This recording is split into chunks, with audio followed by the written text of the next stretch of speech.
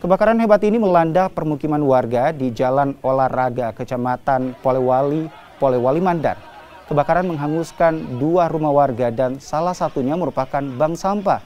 Api pertama kali muncul dari dapur salah satu rumah dan merembet ke rumah lainnya. Kobaran api cepat membesar, pasalnya material bangunan sebagian besar terbuat dari kayu. Warga yang berusaha memadamkan api tak bisa berbuat banyak. Api baru bisa dipadamkan 20 menit kemudian setelah 4 unit pemadam kebakaran dikerahkan ke lokasi. Akibat kebakaran ini, 1 orang lansia penghuni rumah jadi korban kebakaran dan langsung dilarikan ke rumah sakit untuk mendapatkan perawatan medis. Jadi benar bahwa terjadi kebakaran di Jalan Olahraga yang disaksikan atau awal mulanya oleh saksi, kira jam 1, api sudah mulai membesar.